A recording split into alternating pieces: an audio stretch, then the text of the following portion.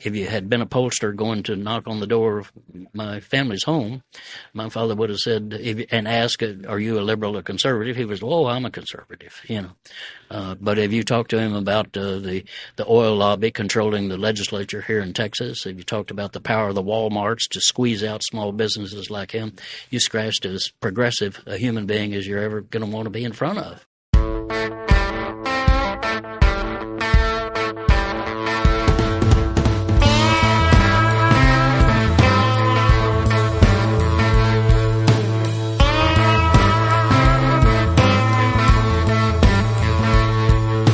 Hey there, I'm Jesse Fox Mayshark, and this is Headlights, Voices from the Progressive South. Headlights is a production of the Progressive South, a nonprofit media platform dedicated to amplifying progressive voices and values across the southern United States. Voices like the great Jim Hightower, who you heard up top. I had the privilege of sitting down for a long chat with him on my recent visit to Austin, and I'm going to devote most of this episode to that interview. He had a lot to say about Texas politics and history, and all of it is interesting. That's coming up in just a minute. Later, in the Arts and Culture segment, we'll talk about why the South at first resisted the celebration of Thanksgiving. And if you guess that it has something to do with the Civil War, well, what doesn't really? First, a quick news roundup. This week I want to hit on some recent court decisions on major issues across the South and how they could play out. You can find links with more information on all of the cases in our show notes. We've talked a lot about redistricting and gerrymandering in recent months, especially in Texas, where the legislature's mid-decade redrawing of its congressional map set off a national scramble in both red and blue states ahead of the 2026 midterms. That Texas map, drawn intentionally to create 5 more Republican-friendly districts, was designed to satisfy a directive from President Donald Trump to protect the GOP's slim congressional majority. But in a move I think it's fair to say nobody really expected, a panel of Texas federal judges last week blocked the map on the grounds that it illegally dilutes the voting power of racial minorities. The state is appealing the decision. Texas Republicans argue that they were following U.S. Supreme Court precedent that says it's fine to draw districts for partisan gain, and that's all they were doing. For the moment, the ruling is scrambling the state's electoral picture for next year.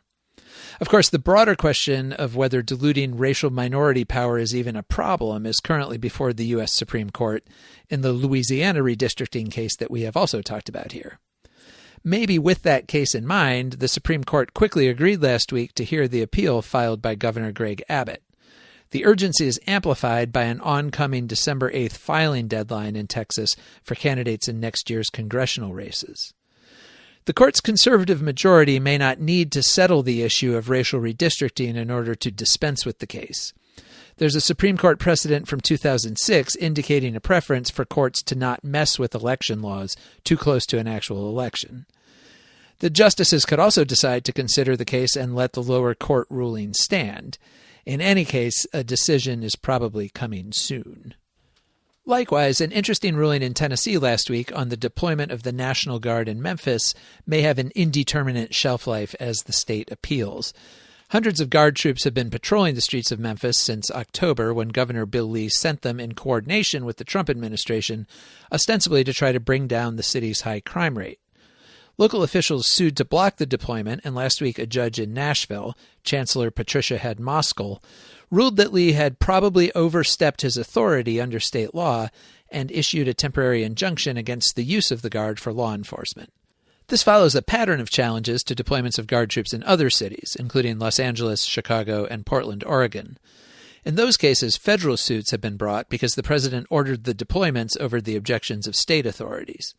In Tennessee, Republican state authorities, including Governor Lee, have supported the unusual use of Guard troops, but they did so over the wishes of local Shelby County officials, which is why this case turns on state rather than federal law. The judge's injunction will be stayed while the state appeals, so for the moment, Guard troops will remain in Memphis. Meanwhile, a Florida state appeals court this month let stand for now an injunction against Miami-Dade College, which wants to donate 3 acres of prime Miami real estate to be used as the site of a future presidential library for Trump. In October, a lower-level judge temporarily blocked the move in response to a lawsuit brought by a local historian and activist. The suit alleges that the board of Miami-Dade College, which is a state-run school, violated state public meeting laws by not providing specific notice about the proposed deal before voting on it. The board approved the property donation at a meeting in September, but the agenda provided no details about where the property was or what it was going to be used for. So members of the public had no advance notice in order to comment on the proposal.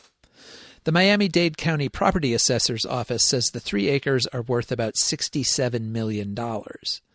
Florida Attorney General James Uthmeyer appealed the decision and requested an expedited review by the state appeals court. But an appeals panel made up entirely of judges appointed by Republican Florida governors denied that request on November 12th. That doesn't mean the land deal won't eventually go through. It has the support of Governor Ron DeSantis and other Florida Republican leaders. But it means that even with friendly officials in his own home state, Trump continues to run into legal obstacles.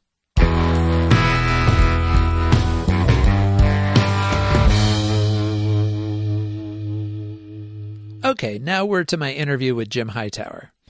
For some people, I'm sure he doesn't need much introduction. He has been a constant presence on both the Texas and national political landscapes for decades, both through his tenure as the Lone Star State's outspoken and progressive elected Commissioner of Agriculture in the 1980s, and before and since as a prominent writer and syndicated columnist on state and national affairs. He was, among other things, editor of the legendary and still publishing progressive magazine The Texas Observer. A native of Denison, a small town in the farming and ranching country of North Texas, Hightower has long branded himself as, quote, America's #1 populist, unquote.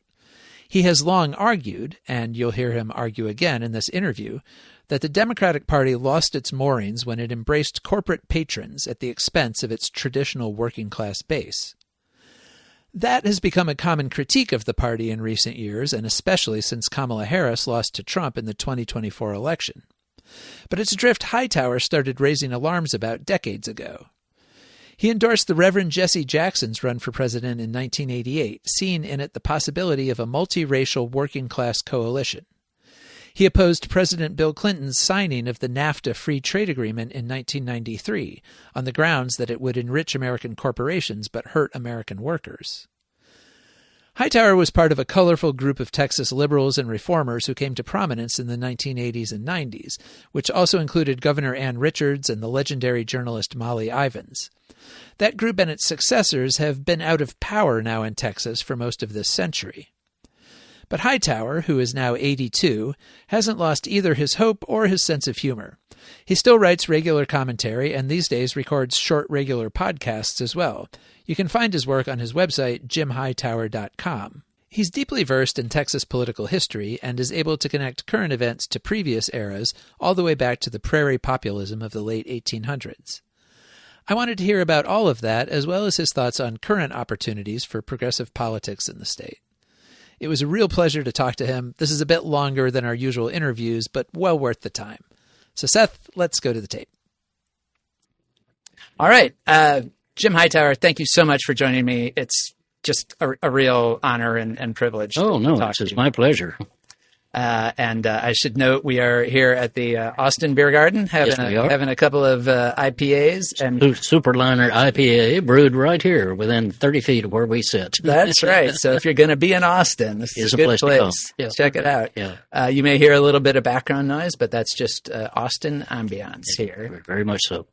So I wanted to start with kind of a big picture question, because you've been engaged in so many ways with politics in Texas for, I don't know, I guess going back to the 1960s, really. 140 years. Exactly. And so I'm just kind of curious how this moment in Texas politics looks to you now. You've seen things go up and down, and obviously, you know, we're now in a period of very strong conservative Republican dominance in the state. I feel like people, especially liberals, progressives around the country, are constantly looking at Texas thinking, is it winnable? Is it about to flip? Yeah. Or, is it locked into this kind of permanent red situation? What's your take on it? Well, flipping is not something you can wait on. It's something you have to do.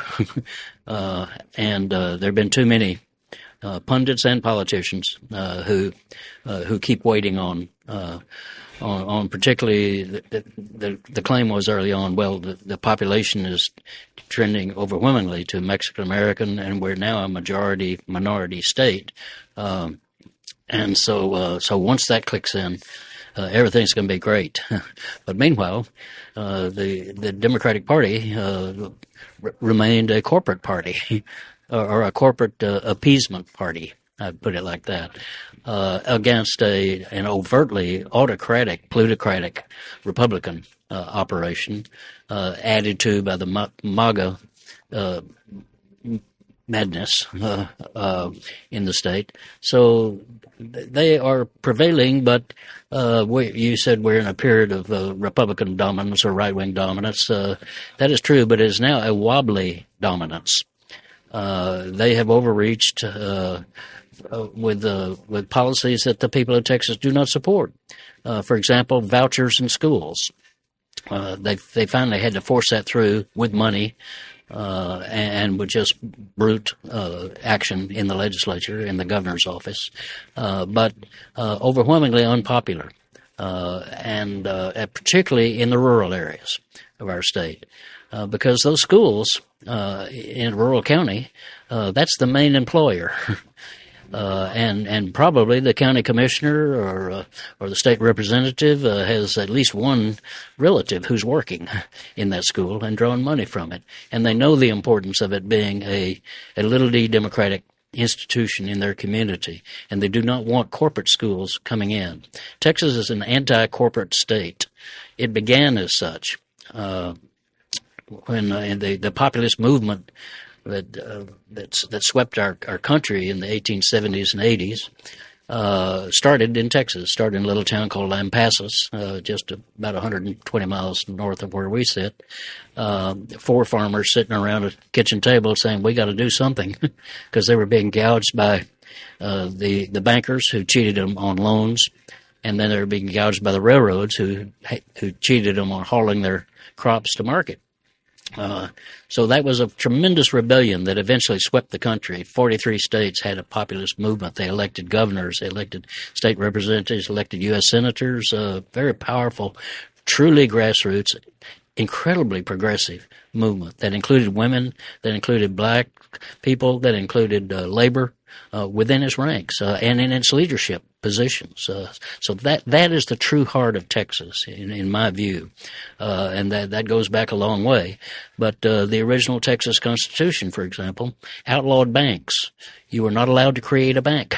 Wow. And it took a 2/3 vote of the legislature to create a corporation. So these were not people who had any truck with monopoly, and because they were victims of monopoly power, and they knew it, and they considered themselves workers, that they were being exploited just as the industrial workers were, and so they had that alliance that came together, which made it a very, very powerful movement, and it terrified the establishment, of course. So the establishment rushed to kill it with rigging the election system, and of course rigging the economy and bankrupting the cooperatives that the farmers had created. But they could not kill the idea, and so the progressive idea. And by the way, the 1892, I think it was, a platform of the what was called the People's Party, the populist movement's political outlet. Was the most progressive political document we've ever produced in America. It suffrage for women, anti-slavery, the free schools. You name it. It was a progressive document, and that idea. Then, while they could crush the People's Party, they could not crush the idea. So it transformed into the progressive movement. It was particularly powerful up in the upper Midwest with Fighting Bob La Follette and people like that, the labor movement, and then the New Deal. And so that spirit continues, and it has continued in our state, as everywhere, with the civil rights movement, the women's movement, the environmental movement, all the movements adhere to these fundamental egalitarian principles of. Well, as my father used to put it, you go beware of Texans telling daddy stories, but I had a pretty good one.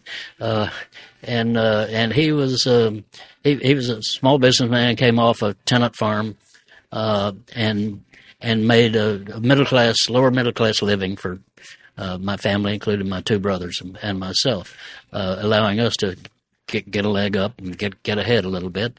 And my father didn't know he had a political philosophy.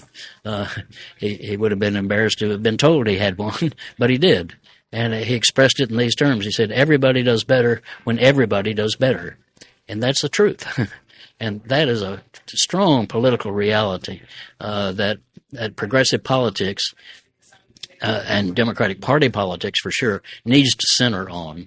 And not, well, we want to help these corporations because there'll be some trickle-down effect coming. Well, we've been tinkled on for decades now, and people are looking for real change.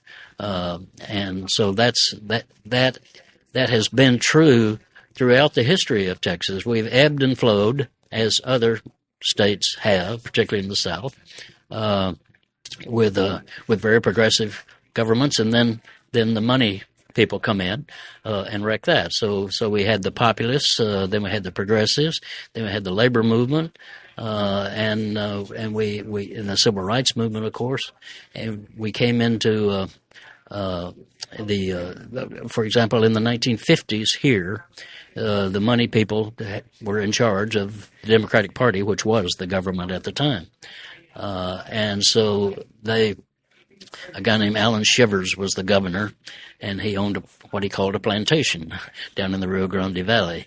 He was a nasty piece of work, and the progressives at the time had a slogan: the skunk is a dirty cat, but the dirtiest cat of all is a damned old shivercrat. So the spirit was there even then, but we were wiped out. The media at the time, mainly major newspapers, some radio stations, were controlled by the right wing, and so Ralph Yarborough, who was a fighting populist U.S. senator from Texas, became a U.S. senator, was a guy who just campaigned relentlessly, and so he was running for governor in the mid 50s, but. He could draw 3,000 people in Dallas, and there wouldn't be a word about it in the Dallas Morning News the next day. Again, the progressives you got to have a sense of humor in our kind of states. They said they came up with a slogan for the papers: the Dallas Morning News. If it happens in Dallas, it's news to us.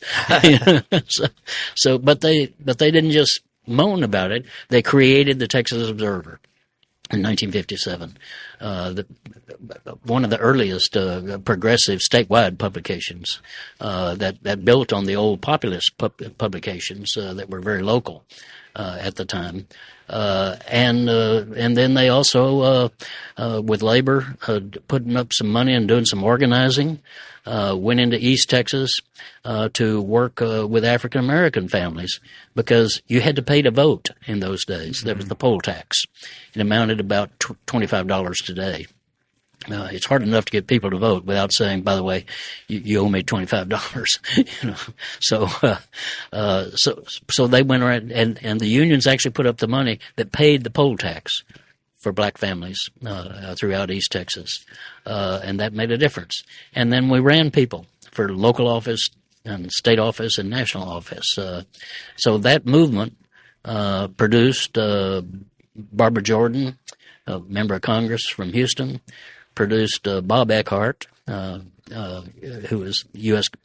congressman and a state member of the state legislature before that.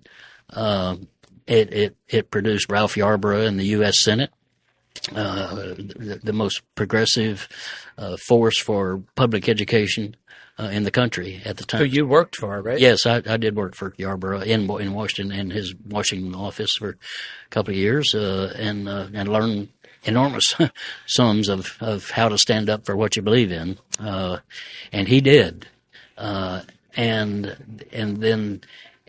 so we elected those kind of people to office. Henry B. Gonzalez, the first Mexican American to serve in the state Senate, was a part of that movement. So many others. So we basically became government from a progressive viewpoint. In fact, a quick story of Bob Eckhart. He was a pioneer in the legislature of fighting for civil rights legislation, and his mother was quite a force of nature, and she was campaigning for him in Houston, his district, and there was some kind of an event, and a right winger got up and scolded her, said, "Your boy's up there, he's supporting them black people, why isn't he standing up for us?" And she interrupted and said, "Excuse me, but that's really my fault, because I raised him to be a Christian." So again, you got to have a sense of humor and a bit of wit to make a go of it in these kind of situations. But so then the money powers came back, and in the 1970s they pretty much took over, and liberals thought that Texas had gone right wing, and that we didn't have a chance, and so we were just defeated and defeatist. But we were not defeated and defeatist, because I knew that when they said that the conservatives had taken over, they were talking about my father and mother, and the people I grew up with in this little town of Denison, Texas, up on the Red River, right next to Oklahoma. And I knew that if you had been a pollster going to knock on the door of my family's home, my father would have said, and asked, "Are you a liberal or conservative?" He was, "Oh, I'm a conservative," But if you talked to him about the oil lobby controlling the legislature here in Texas, if you talked about the power of the Walmarts to squeeze out small businesses like him, you scratched as progressive a human being as you're ever going to want to be in front of. So I ran in my first race. I was editor of the Texas Observer at the time, and as I said, I stepped off to make the only downward career move you can make from journalism by going into politics. But I wanted to show. I had no idea if I could win or not, but I wanted to show that this progressive message, direct working class, small business, Main Street, family farm message, working stiff message, was who Texans are. And if you spoke that language, and particularly if you spiced it with a little bit of humor, you were going to win some votes.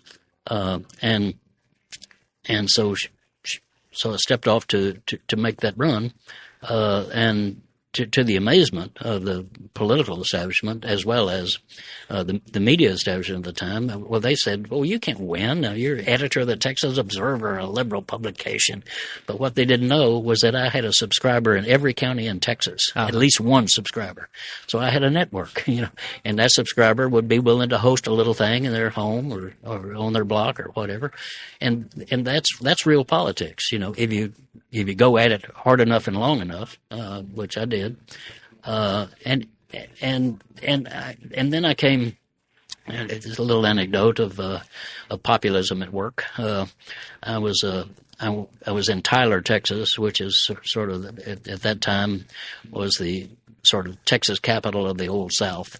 But a grand old place, really, and I had family there and knew people, et cetera. But so I was going to campaign there, and I was going to the courthouse. But we got there. A lawyer was taking me through to introduce me to the courthouse officials and stuff. But we got there afternoon. And everybody was going to lunch, so nobody was in the courthouse. But the lawyer said, "Now, wait a minute, there's this old district judge up on the 5th floor. It's an old Victorian Texas courthouse, beautiful building." So we go up there, And as we're in the going up the steps, he said, "Now don't dump your whole load on him because he's pretty conservative, you know." So okay, we're in his office, and he's got his feet propped up on his desk and leaning back, and saying, "Here's this hotshot kid gonna run for something or other. Let's hear what he has to say." And I said, "Well, Your Honor, I'm running for this office, and one of my big issues is that the gas corporations are charging too much. They're gouging the people and the small businesses on Main Street." And his feet slipped off the desk and hit the floor with a bang, bam. You know, and he leaned into me face to face, and he said, "Hightower, in your private moments, wouldn't you say they're fucking us?" I said, "Yes, sir, I would." Yes, Your Honor. And I will say it some more. You know? And he said, "Well, then I'm going to support you." And so I got a backing from a conservative guy with a lot of outreach in that county. And again, the message is not me. The message is the message. You know, stand up for something. And people, even those who don't necessarily agree with you, there's a hint of agreement just about in everybody. Mm-hmm. And if you can bring that out, then you're going to win. But if you try to be too smart and too clever and too tricky, you're going to lose. And particularly if you become a party of money, and that's what happened to the Democratic Party in Texas. Beginning in the 1980s, the geniuses who were the strategists and consultants for the Democratic Party said, well, yeah, Republicans are getting all that corporate money and putting it on TV, but we could get that corporate money too if we just moderate our message, you know. And so, you know, I can tell you that if you get that corporate check, written on the back of it is the corporate agenda, mm-hmm. and they're the ones who are going to cash it.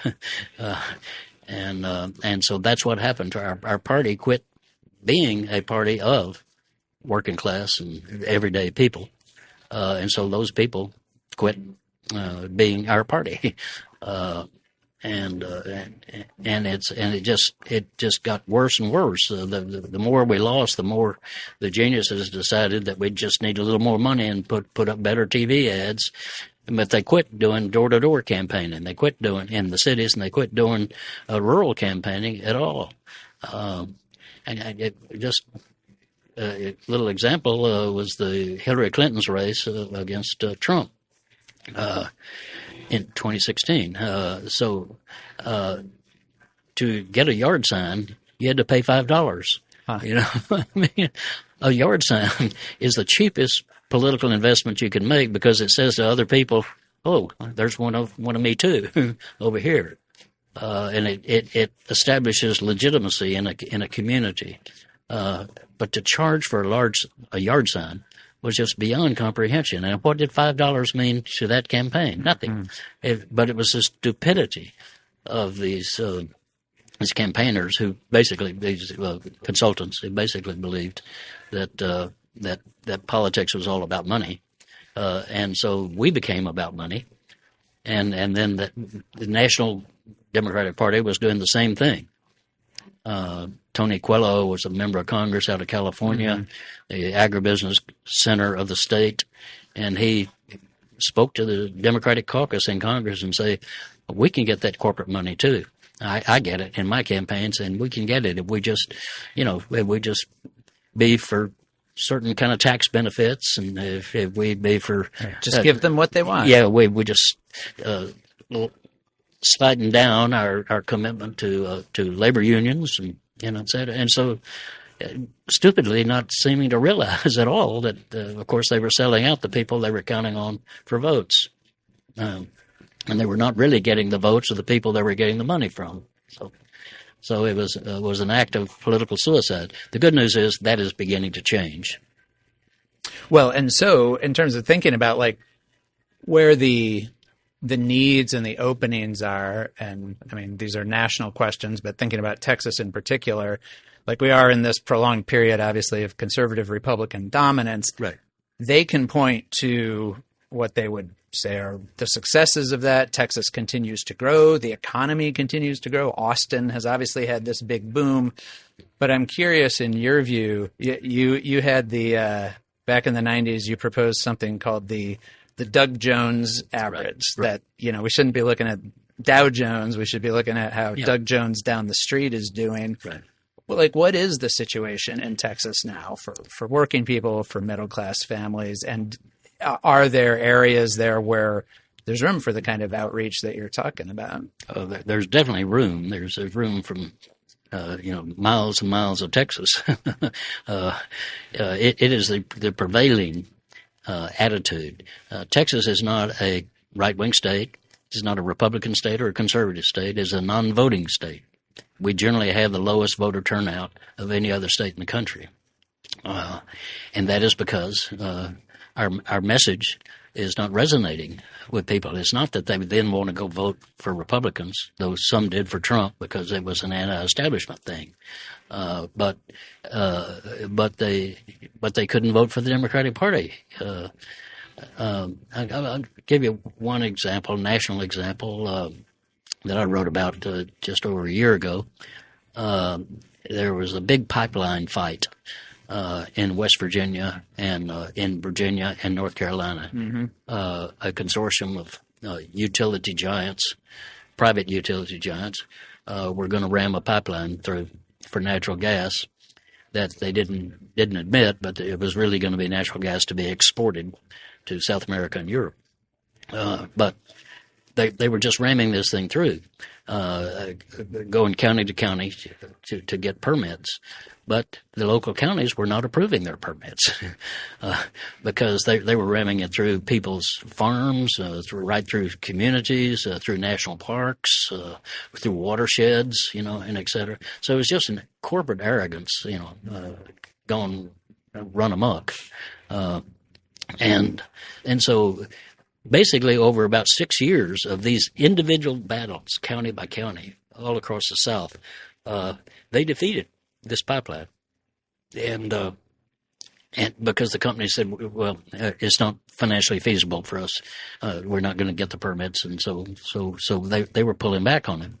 But then Joe Manchin, senator from West Virginia, and a coal baron, and a money whore, he went to Chuck Schumer and said, we need to get this pipeline through, and the lobbyists came in behind him to work the members of Congress, and Schumer wanted Manchin to vote for something else on his agenda, and so he caved into that.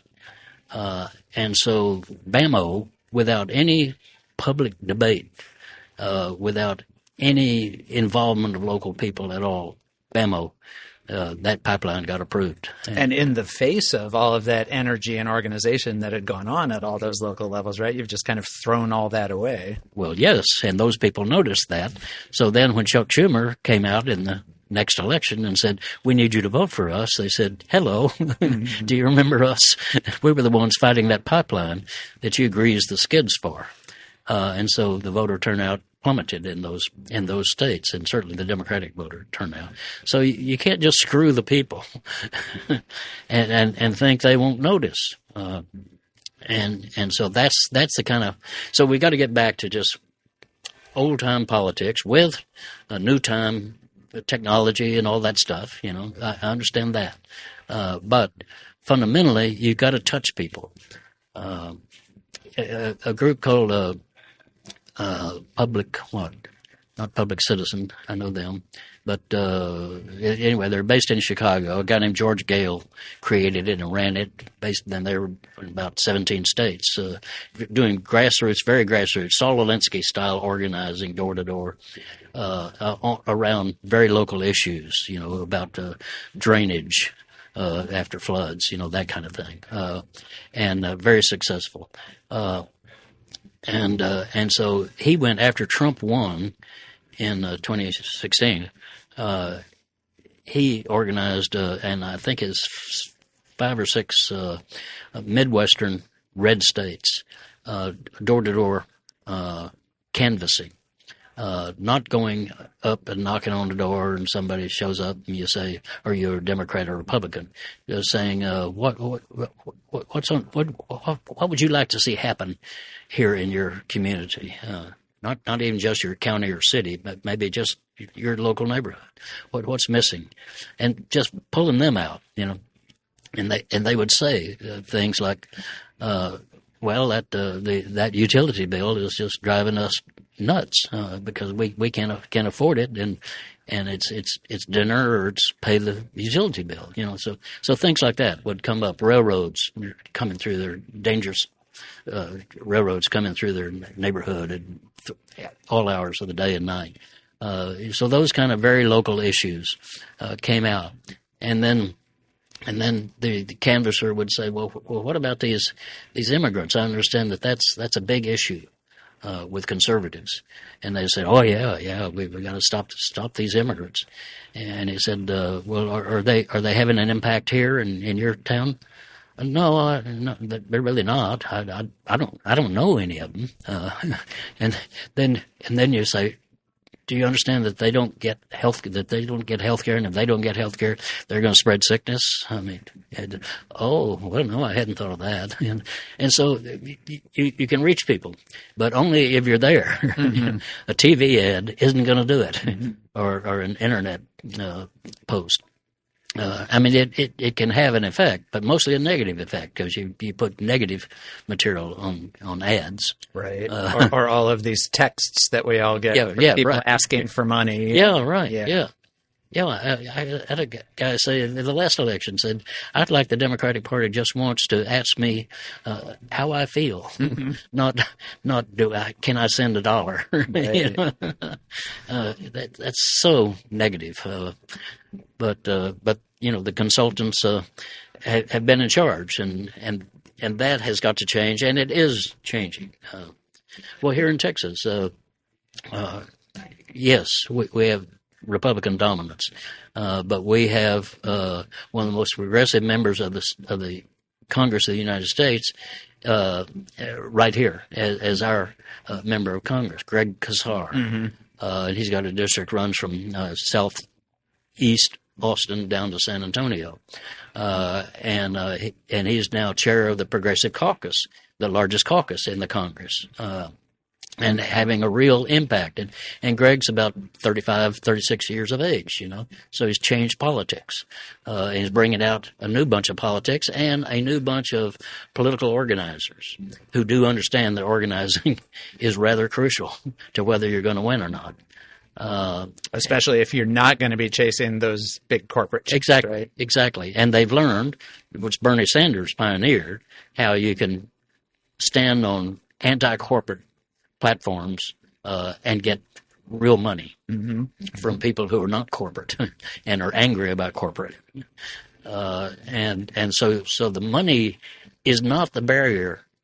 It is a barrier because the money is now, ridiculous. Elon Musk, $287 million spent on Trump's election.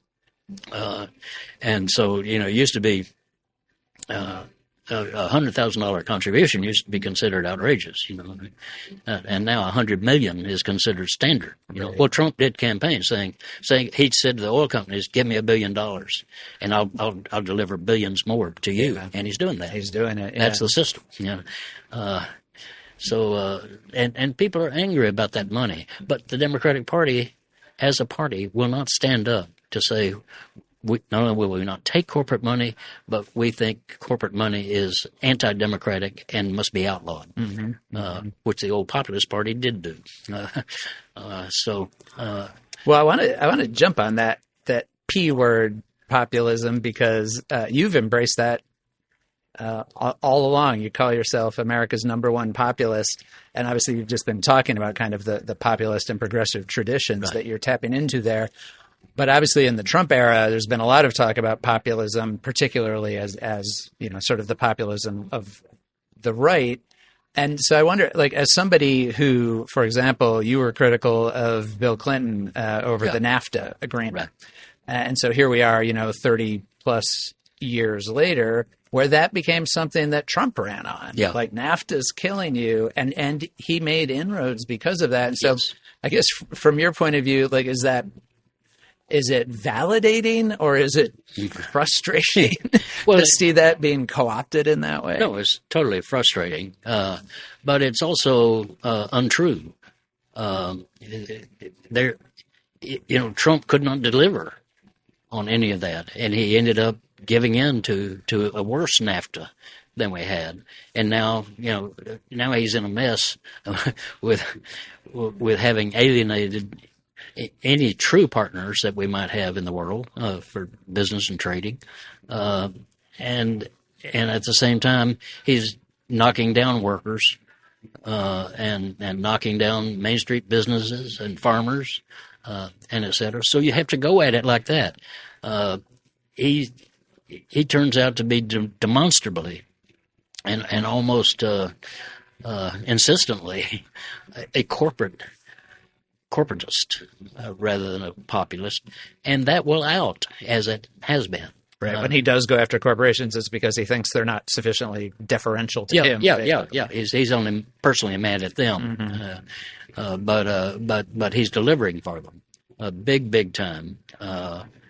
And our governor here, Greg Abbott, he's a big right winger, and he, like Trump, like to think of themselves that they're playing soldier. They're the general. I'm tough. And so they're invading our cities, blue cities. They're not going to Lubbock. Right, yeah. They're not going to Louisiana, which has one of the worst crime rates in the country.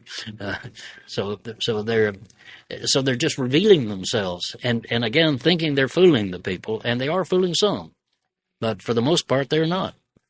And it outs. So Greg Abbott, for example, just deployed Texas National Guard members to Illinois, which was the full political network of both parties in Illinois is opposed to this. We do not invite the military to come into our cities and do police work, and nor does the military want to do police work. So it's just a straight political ploy. And then it turns out that Abbott has sent 3 emails out to raise money on the fact that I stood for the people of Illinois by sending Texas National Guard troops to there. Right. And there's a lot of speculation that Abbott wants to run for president himself. Right? Yes. That's a delusion that he has. His popularity rating in Texas is now 60% against him. So he's got his own problems, and he's going to have some candidates against him too. Gina Hinojosa is going to run against him, a state representative who's very well connected, very progressive, very smart, and is going to have an impact. And we've got an agriculture commission candidate, Clayton Tucker. Sounds like a country song, right? Mm-hmm. Clayton Tucker came out of the West. That's great. He's got he is a farmer up in Lampasas, the home of populism. He comes from there, and is young. He's 35. Gina's 40, I think, or something like that. So there's a new wave coming, just like the Texas Observer bunch, moved Texas to progressive, and then the money came back in 1982 when I ran as agriculture commissioner. Ann Richards ran for treasurer, Jimmy Maddox ran for attorney general, and Gary Morrow for land commissioner, and we ran as a team. So we could go campaign. One, we would support each other. So I'm here to talk about my campaign, but also I want you to know about these other things, because we're not asking you to support us, we're asking you to elect a government, and we're going to work together to do that. That's a powerful message. That's a better message than well, I'm a good person. Yeah, no, I'm glad you mentioned those names, because that was one of the things I was going to ask you, is kind of who are the, I guess, the bright lights or the hopes that you see out there. But it sounds like there is a new generation of people coming up who are maybe more attuned to the kinds of grassroots organizing you're talking about than the people who came before them. Yeah, and the Progressive Caucus of the Democratic Party in Texas is the largest caucus in the Democratic Party now, and we have now elected a progressive populist, working class minded state chair. He was elected because he took these stands, and because he said, I'm going to go everywhere and campaign in Texas, and I'm going to campaign for working people and farmers and regular people against the corporate interests. And that's how he got elected, and that's the direction he's trying to move the party. Now the party establishment is still fighting him. Because that might win. It would be, what would they do then? It's just pathetic. The establishment has just so screwed us over the years for the longest time, and just with instance after instance of losing, still coming back in the same thing. Well, we had it last time with the last election. Colin Allred became the Democratic nominee for U.S. Senate. And he's a good guy. He's a former football player, Dallas Cowboy, got all the right background history, but he's a moderate at best. But he hired the same consultants that run every Democratic race for governor in the last 30 years. They've never won one. But they control the lists of the members. And then they give the advice to candidates like Colin Allred you've got to go here, here, here, and here, and that's it. And then you've got to be on the phone raising money, which they get most of. Well, most of it, but they get the biggest chunk of it. And so I got a call from the Allred campaign, good people, 2 months before the election, saying, we're thinking of going to Amarillo. Do you know any farmers? 2 months before the election. They were just then thinking about it. Yeah, right. It's just, you just want to say, go away, get out of the way for these younger people who know how to do organizing on the internet as well as door to door, and aren't so beholden to whatever caste of to money consultants and corporate lobbyists and everything. Right, totally. And so he lost badly. So now he's running again. Mm-hmm. I don't think he's going to get the nomination because it was such a poor campaign, and they alienated not him, because he gave a good speech and et cetera, and he's a personable and likable guy. But the campaign was so rude and so manipulating. It didn't have honesty, and he's got honesty, but he couldn't overcome his campaign's dishonesty in the voters' mind. Why are you just now showing up in San Angelo and Amarillo and Lubbock, and they didn't go east of I-35. They fly over to El Paso and then back out, but there's all these communities out there that are anti-monopoly Democrats, though they're voting Republican, because they're not being given an option. We don't stand against monopolies. A farmer, if you're say you're a rancher and you've got a load of cattle, you're just a country rancher. You're not a big conglomerate or anything. You got a load of cattle. You're going to go down to the auction to sell your cattle. So you load them up and you drive. Well, the auction used to be in your county. It's not anymore. It's about 3 counties away. Consolidation of the industry. And then you get there, and there's not 6 buyers of meat packers, or pork or chicken. There's one, and they say, well, here's the price, and you say, well, no, I can't do that. It costs me more than that to feed these animals and bring them to market. And they say, well, you can load them up and take them home then. That's it, And so they know about monopoly, and they despise it, as do the workers in those meatpacking plants who are being screwed horribly and injured. And, well, you know the story, because the South is full of chicken processing operations like that. So all the meat operations basically are controlled by 4 corporations, one of which is a Brazilian, that's JBS, used to be JB Swift, John B. Swift, now it's Brazilian owned, biggest in the world, biggest beef producer in the world, Tyson, which is Arkansas, and they're the biggest chicken processor by far, as well as hogs and everything, and then Smithfield Ham over in Virginia, a wonderful old product, now is owned by the Chinese and is a conglomerate operation. And so, and when those conglomerates take over, then Main Street is not getting the business because they don't buy locally. They buy from the central headquarters of whatever, of John Deere or feed company or whatever. 3 seed companies control all the seeds in the world now. Mm-hmm. It's absurd, and yet we can't get the Democratic Party to, as a group, stand up and pass some legislation to bust these monopolists. Mm-hmm. And you just it's not regulation; it is bust them up. You cannot be that big because you're too big and you're too rough on the people back home. And we believe in small enterprise. We believe in local enterprise, and that's what we're going to stand for. So the Robinson-Patman Act, which was passed during the Depression by a guy named Patman up in Texarkana, Texas, was a great old populist. He was chair of the Ways and Means Committee for years. He just angered the corporations because he was always on their case. And that's a little sidebar here. That's an interesting district because he had the district of running from Texarkana west along the Red River, and then Sam Rayburn, who was my congressman from Bonham, Texas, picked it up and carried it further west along the Red River, and then across the river was Carl Albert, who was a populist progressive Speaker of the U.S. House from Oklahoma. So, I mean, we had these districts. We have a history that is so rich and knew how to use power.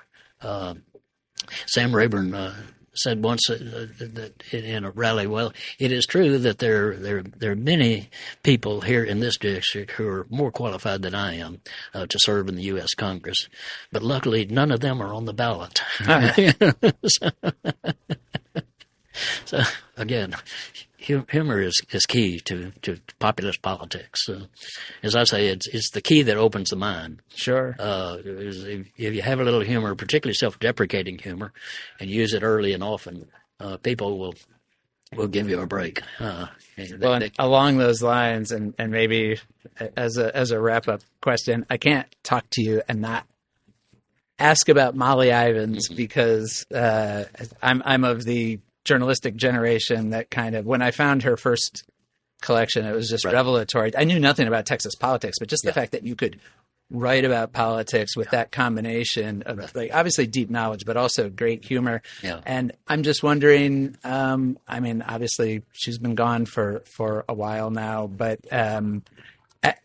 how well do you think anybody in Texas or anywhere is kind of keeping that spirit alive in our weirdly fractured media landscape? Well, it is fractured, but it began fractured. The original pamphleteers, every town, much less every county, had a pamphleteer, and they nailed it to the wall, once or twice a week. And then the independent newspapers, the weeklies, so important. I think of H.M. Baggerly. He was the editor of the Tulia Herald out in West Texas, and after an election, you'd see the counties. There'd be all these red counties and one blue county, and that was Tulia, Swisher County, because he had a front page editorial every week saying, here's what's going on, here's what they're doing to us, and here's who it is, and here's who's standing for us. That's so important. And so we're back to more microcosmic news outlets, including your own, including my own, my Substack, jimhightower.com.substack. Yes, definitely. Check it out. Yeah, right. These become valued more today. I was just up in Maine, state of Maine, for a great thing called the Common Ground Fair they have up there. They get 25,000 people to this fair of organic farmers and producers and activists and environmentalists and stuff. It's a great event. And a guy named Graham, something I'm forgetting his last name now, but anyway, running for governor. Very populist. He's an oysterman. Going to win the Democratic nomination for U.S. Senate, and he can win.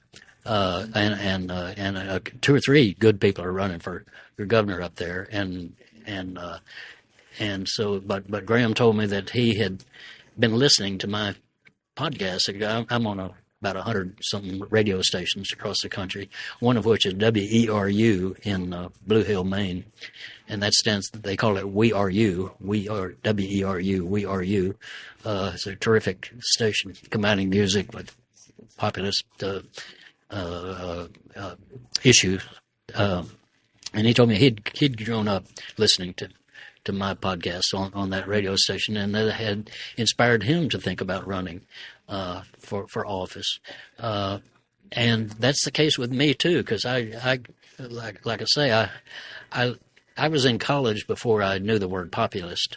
I found it in a history book in basic history book that was used at North Texas University of North Texas. And there were pictures of these populist things, and there was a mention of 2,000 farmers had gathered at the turn of the century in Bonham, Texas. That's 30 miles from my hometown. I didn't know anything about it. Uh-huh. There's a populist movement, much less it attracted 2,000 people. That's more people than there were in Fannin County, Bonham, Texas. But so I learned from Ralph Yarborough. I learned a lot from Fred Harris. I was a campaign manager for Fred's 76 presidential campaign. As I say, I made Fred what he is today, a professor in Albuquerque, New Mexico. but he was a fabulous guy and a wonderful speaker and storyteller, and so I learned from him. I learned from Jesse Jackson. I supported him in the 90. What is it? 90 what? 92? 88 campaign. Yeah, and I mean, just the best speaker I've ever heard or involved, and the most able to connect with people of all times. And I worked with him, for example, with farmers. He ran thus far still the only intentionally racially inclusive populist campaign in recent American history within the Democratic Party. He intentionally reached out to Tony Anaya, the governor of New Mexico, because he wanted that, and Little Joe Hernandez, a fabulous and well-known musician in Latino communities. He reached out to me because he wanted somebody with a cowboy hat and a white face to say this is legitimate. And he had a rally that I was part of in northwest Wisconsin, where 2,000 farmers had it, all white farmers, come to hear this man's message because he had a message. In fact, when I endorsed Jackson that year for president, there were only 2 white office holders in America who endorsed Jackson for president in the primary, me and Bernie Sanders. Bernie was mayor of Burlington, Vermont at the time. And I called my father the night before I did the endorsement, which was at the state capitol, the state senate building, ornate building with Confederate soldier pictures around it. Quite a scene. Anyway, I called my father because I didn't want him to, he's got friends who are not are not left-wing supporters. And I said, well, I'm going to endorse Jesse Jackson. And he said, well, he's the only one making any sense. So I thought, hallelujah, we might have something here. And he did. I mean, he ran a hell of a campaign. And again, the first intentionally populist, racially inclusive campaign. It was land breaking. So that's That's my history, and that's my belief, and that's what I think we have to. That's what I think our future is not to lose. We have new methods of campaigning. That's of course, but we have to have the reality of the human touch of campaigning if we expect to win and deserve to win. Right, and have a message that resonates with people's lives. And then try to do what it was you said you were going to do. The other part. Yeah, right. Yeah, right. Great. Well, I think that's a good place to wrap up. Good. So I just want to say again, thanks a lot for talking. I'm delighted. It's been a delight. Yeah, me too.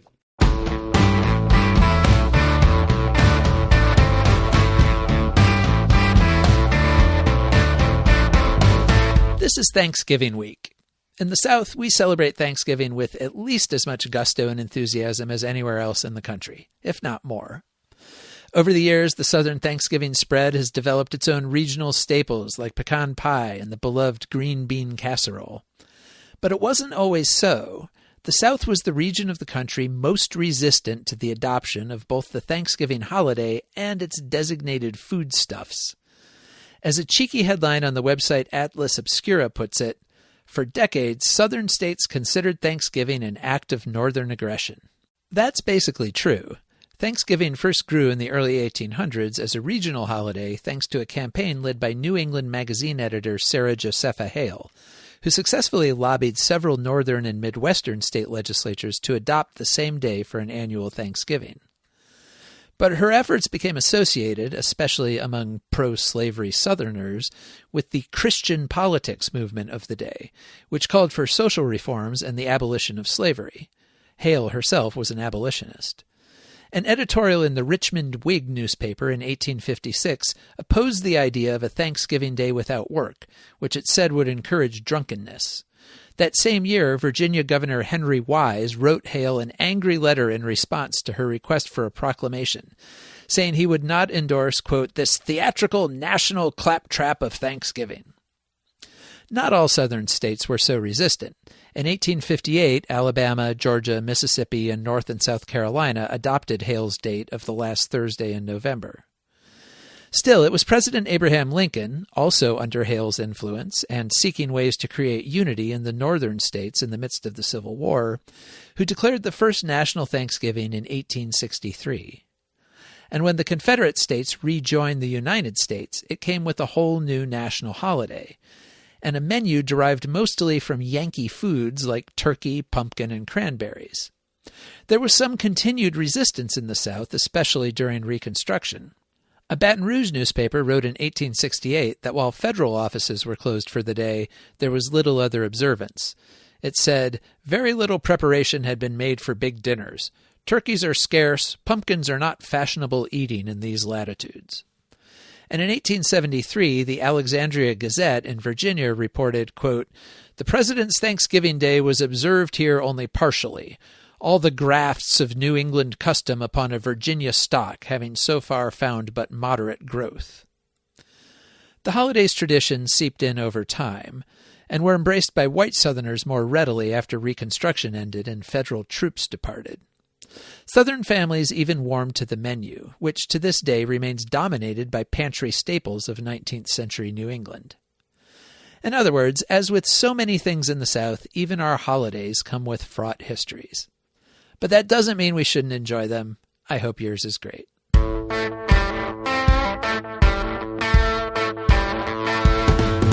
And that wraps us up for the week. Remember, the Progressive South is a nonprofit media outlet, and you can find information about contributing to our efforts on our website, theprogressivesouth.org.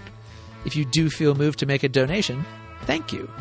Thanks also to Bark for our theme music and to Lord Seth the Libertarian for his production work at Barbarian Productions. And thanks to you for listening. Remember, you can call and say hey from wherever you are. Just leave us a message at 865-214-7764. That's 865-214-PROG. Tell us your first name, where you're calling from, and take up to a minute to let us know what's going on where you are. You can also write me at jmayshark@theprogressivesouth.org. Happy Thanksgiving. We'll talk to you later.